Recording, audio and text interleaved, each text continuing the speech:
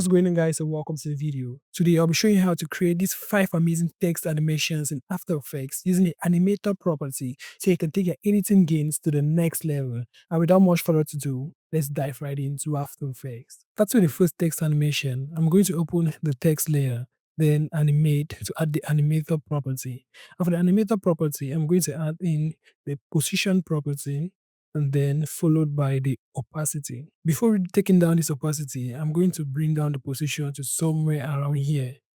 After bringing down the text, I'm going to reduce the opacity to 0. Open up the range selector, and for that, I'm going to set in the first keyframe for the offset, move 1 second ahead, and set in the second keyframe and set it to 100. Back to the first keyframe, I'm going to set this to negative 100.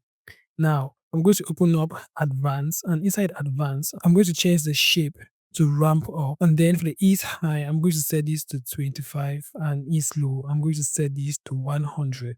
And you're going to have a smooth text animation like this.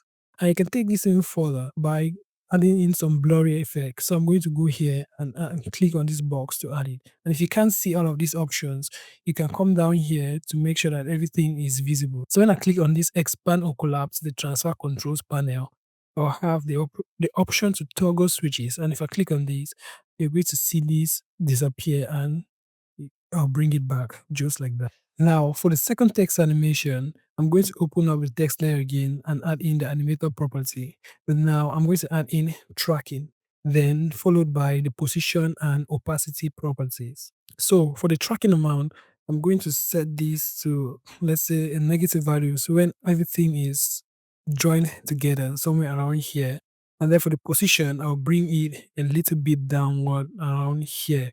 Now, opacity, I'm going to set that to 0. So after doing that, I'll open up the range selector. But this time around, we are going to use the start keyframe. So I'm going to set the first keyframe, move 1 second ahead, and set in the second keyframe. And for the second keyframe, I'm going to bring this all the way up to 100. Select all of the keyframes. Press F9 to ease the keyframes. And then open up the graph editor. Select this handle, just drag it all the way in, and the other handle all the way in. And you're going to have a snappy animation like this. One thing I forgot to mention is with the graph editor, make sure that it's at the edit speed graph so you have something like this, because if it's not like that, you have something else. Now the third animation is a little bit interesting. So I'm going to go to the animate, then add in the blur property and then opacity. I'm just going to increase the blur amount to somewhere around here. And then for the opacity, I'm going to set this to 0. Open up the range selector and set the first keyframe for the offset property, and I'll set the value to negative 100, move 1 second ahead, and set in the keyframe to 100. Then I'll open up advanced, then set the ease low to negative 50. And for the shape, I'm going to set this to ramp up. So you can play around with all of these properties. You can either use ramp down, ramp up, or anything, but it all depends on what you're going for because all of them have their own usage. After doing that, you're going to have an animation like this. And we can make the animation to be more interesting by clicking on the randomize other. This will make these to appear one after the other. For the fourth animation, I'm going to click on animate and add in the opacity property and then followed by the scale. For the scale, I'm going to set this to 0 and then the opacity to 0.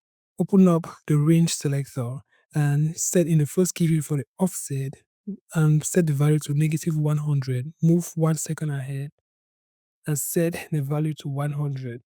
I'm going to open the advanced, change the shape to ramp up, and then the ease high, I'm going to set this to 25, and the ease low, I'm going to set this to 100. We're going to have this smooth animation. Last but not least, animation is similar to the second animation, but it still looks very cool and interesting.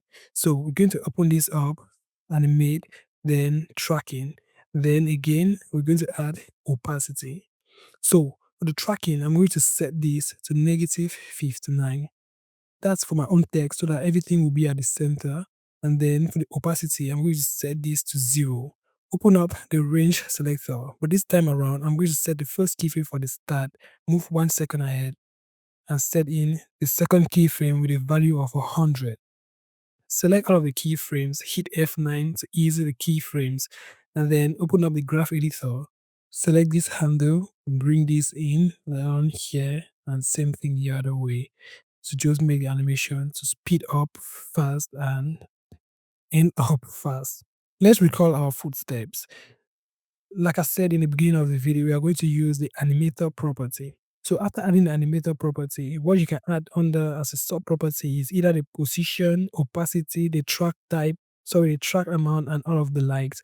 And after adding that, we can also open up the range selector and we can work with either the start, the end, or the offset property. And when working with the start, make sure that the end is set to 100. Then you can start with the first keyframe at 0 and then end it at 100. Now, working with the offset, we can start at -100. Let me show you with this example. We can start with -100 and end with 100, as in this example. Then, after doing that, we can go under advanced, change the shape to ramp up. Then, for the ease high, we can set that to 25, ease low 100, but it depends on what you're going for. You can change the values accordingly. And that's it for today's video. Hope you found the video useful and interesting. Don't forget to like the video and subscribe to the channel.